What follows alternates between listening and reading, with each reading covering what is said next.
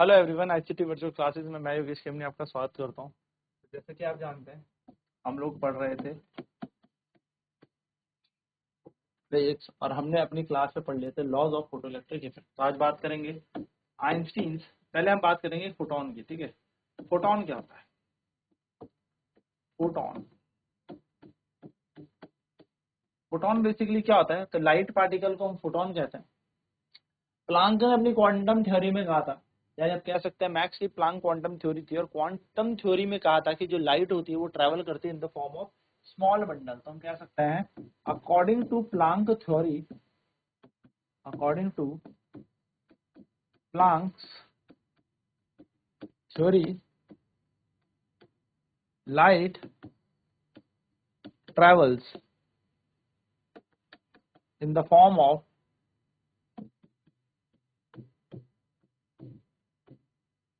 small bundles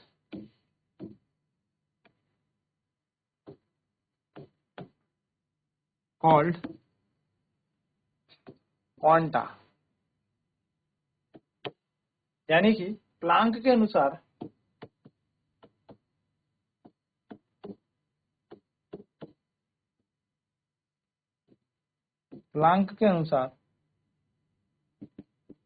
प्रकाश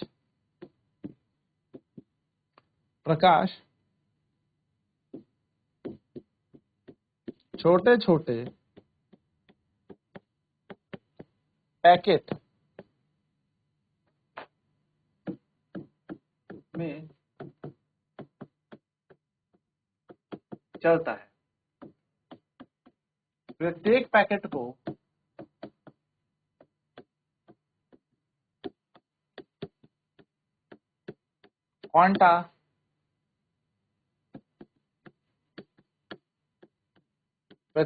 quanta कहते हैं। ठीक है, हर एक पैकेट को क्या कहते हैं? क्वांटा। ईच क्वांटा, या मैं कह सकता हूं द एनर्जी, ईच क्वांटा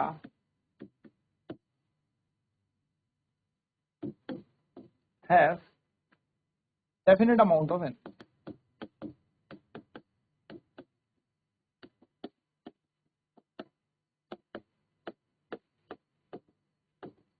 प्रत्येक क्वांटा में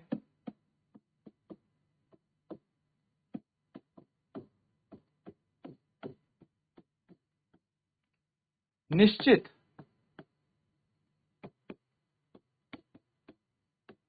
मात्रा में ऊर्जा होती है। प्रत्येक क्वांटम में निश्चित मात्रा में ऊर्जा होती है। हम कह सकते हैं the energy associated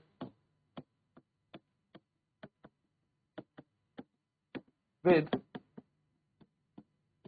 each quanta is given by the energy associated with each quanta is given by h nu। यानी कि हम कह सकते हैं प्रत्येक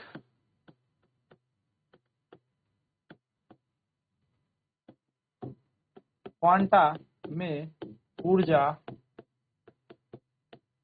h nu द्वारा दी जाती है।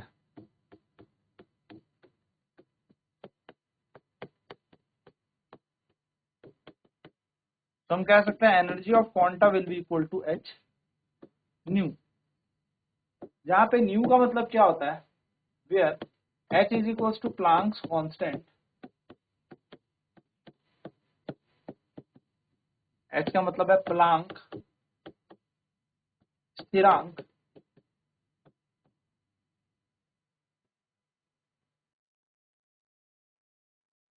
h को हम कहते हैं प्लांक्स कांस्टेंट यानी कि प्लांक स्थिरांक, जिसका मान होता है 6.626 गुणा 10 की घात -34 जूल सेकेंड। ठीक है, एंड न्यू मतलब होता है फ्रीक्वेंसी ऑफ लाइट यानी कि आवृत्ति। मैं एक छोटा सा नोट पॉइंट आपको यहाँ पर बता रहा हूं, आपको याद रखना। रिलेशन बिटवीन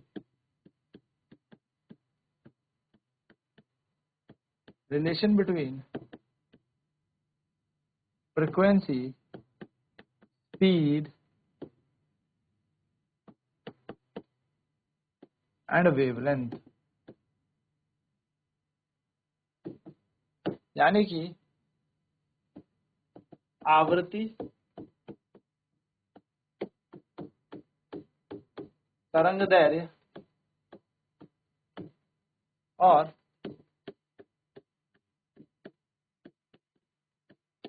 चाल में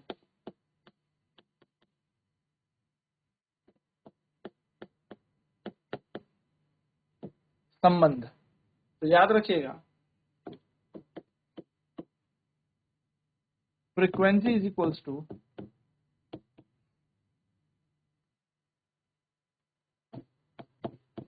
स्पीड अपॉन वेवलेंथ। क्या याद रखना है आपको? आवृत्ति बराबर चाल बटे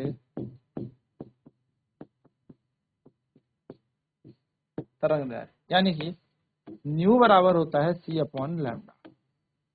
तो अगर एनर्जी हमारे पास E बराबर एच न्यू द्वारा दी गई है, तो हम इसी में कह सकते हैं since nu equals to c upon lambda, तो इसको यहाँ रख देंगे तो E बराबर बन जाएगा एच सी अपॉन में लैम्डा। तो एनर्जी आ जाएगा एच सी अपॉन लैम्डा हमारे पास। ये ऊर्जा का सूत्र होता है। तो यानी कि एनर्जी बराबर हो जाएगा एच सी अपॉन लैम्डा, या E इक्वल टू हम लिख सकते हैं एच इंटू न्यू। ठीक है, ये दो बात याद रखना, छोटी छोटी सी बात है। तो प्रत्येक क्वांटा, या मैं कह सकता हूँ प्रत्येक फोटोन भी क्वांटा ही होता है, के पास ऊर्जा कितनी होती है? H c upon lambda. अब यहाँ पर छोटे छोटे एक छोटा सा और नोट और लिखेंगे, थ्रेशोल्ड वेवलेंथ क्या होती है? थ्रेशोल्ड, सॉरी पहले बात करेंगे फ्रीक्वेंसी। थ्रेशोल्ड फ्रीक्वेंसी क्या होती है? ठीक है, जिसको हम कहते हैं देहली आवृत्ति।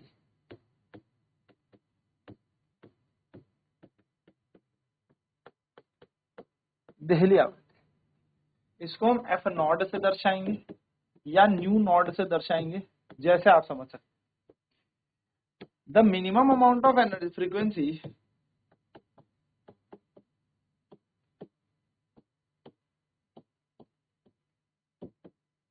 minimum amount of frequency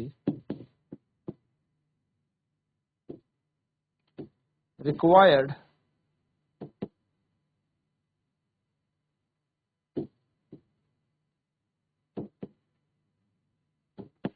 to emit, the minimum amount of frequency required to emit photoelectron from a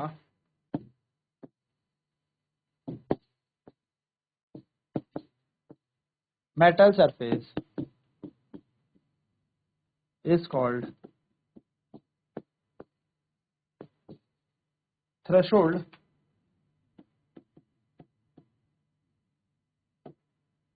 frequency। यानी कि हम कह सकते हैं थ्रेशोल्ड फ्रीक्वेंसी क्या होती है?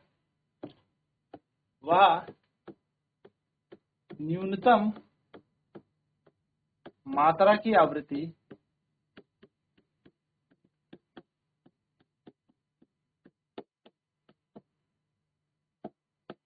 जो धातु की सतह से, वह न्यूनतम मात्रा की आवृत्ति जो धातु की सतह से फोटो इलेक्ट्रॉन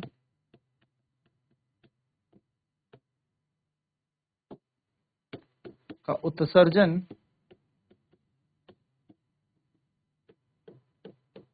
करने के लिए, वह न्यूनतम मात्रा की आवृत्ति जो धातु की सतह से फोटो इलेक्ट्रॉन का उत्सर्जन करने के लिए आवश्यक है।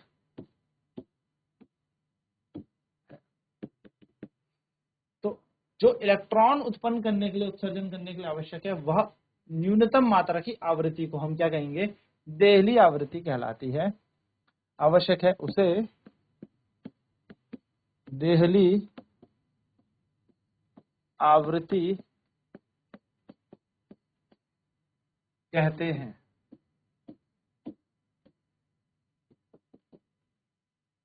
फटाफट नोट करेंगे इसे, फिर बढ़ेंगे हम आगे।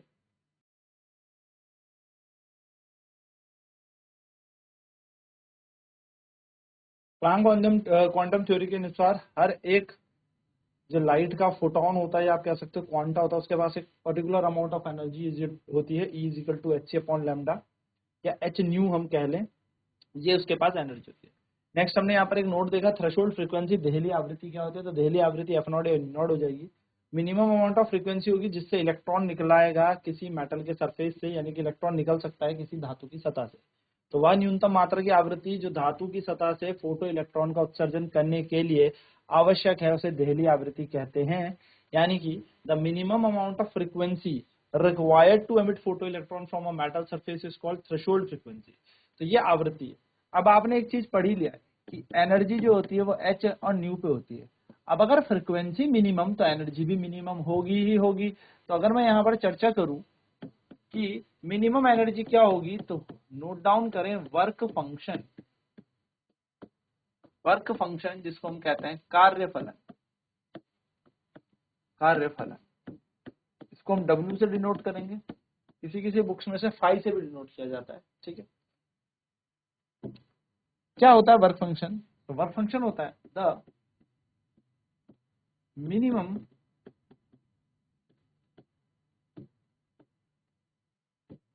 amount of energy, the minimum amount of energy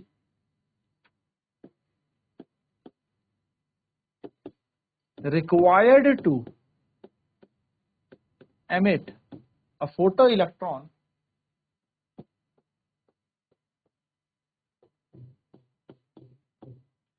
the minimum amount of energy required to emit a photoelectron from a metal surface is called work function। क्या कह रहा है? वह न्यूनतम मात्रा की ऊर्जा जो इलेक्ट्रॉन को उसके धातु से बाहर निकाल सके, यानी कि एमिट कर सके, तो हम कहेंगे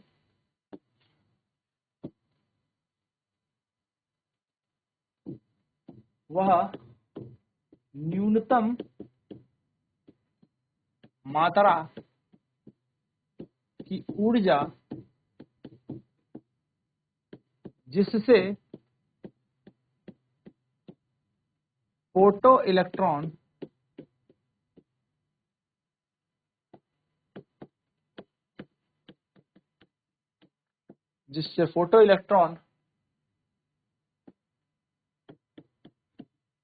धातु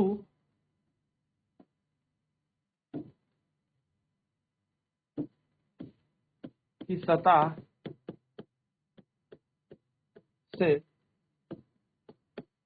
उत्सर्जित हो जाए उसे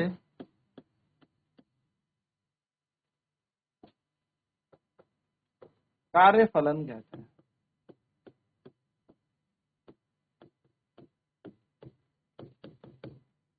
अब न्यूनतम फ्रीक्वेंसी को क्या कहते थे, मिनिमम फ्रीक्वेंसी को क्या कहते हैं हम, थ्रेशोल्ड फ्रीक्वेंसी, यानी कि दहली आवृत्ति, और दहली आवृत्ति को न्यू नॉट बोलते हैं।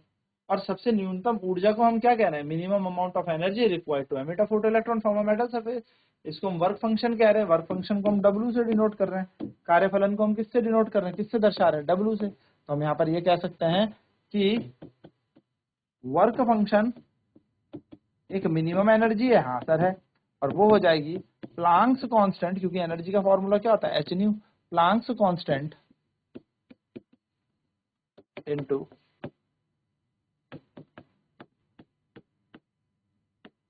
Threshold frequency. क्या बोलेंगे हम कार्यफलन को, तो कार्यफलन जो होगा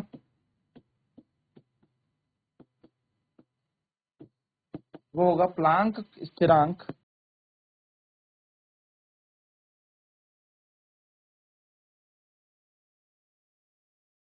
गुणा देहली आवृत्ति, यानी कि हम कार्यफलन को कहेंगे W is equals to H nu naught. अच्छा, है तो ये भी ऊर्जा, तो यूनिट क्या हो जाएगी इसकी, यूनिट ऑफ वर्क फंक्शन। तो unit of work function is joule, joule होती है। पर जनरली क्योंकि हम यहाँ पर एटॉमिक लेवल पे पढ़ रहे हैं, बहुत ही छोटे लेवल पे पढ़ रहे हैं, यहाँ पर याद रखिएगा जो इनकी यूनिट आती है इलेक्ट्रॉन वोल्ट पे आती है, ठीक है। तो इलेक्ट्रॉन वोल्ट में हम इसकी इकाइयां रखते हैं, जनरली हम इनकी इलेक्ट्रॉन वोल्ट पे क्या रखेंगे, इकाइयां रखेंगे, ठीक है। तो याद रख लेना, कार्यफलन की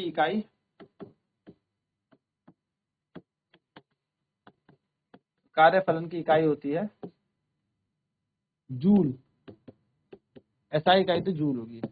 परंतु साथ ही साथ एक नोट हम याद रखेंगे कि एक इलेक्ट्रॉन वोल्ट के अंदर होते हैं 1.6 गुणा 10 की घात -19 जूल। तो इलेक्ट्रॉन वोल्ट भी इसकी इकाइयां में चलती है, जनरली इलेक्ट्रॉन वोल्ट में हम ज्यादा लेके चलेंगे, ठीक है। तो ये हमारी हो गई एनर्जी। चलिए नोट डाउन कर लेंगे फटाफट से, फिर बढ़ते हैं आगे। तो यहाँ पर ये हमारी होती है देहली आवृत्ति, और देहली आवृत्ति से हमें मिलेगा कार्यफलन, क्योंकि देहली आवृत्ति न्यूनतम मात्रा की आवृत्ति है और कार्यफलन न्यूनतम मात्रा की ऊर्जा हमारे पास है।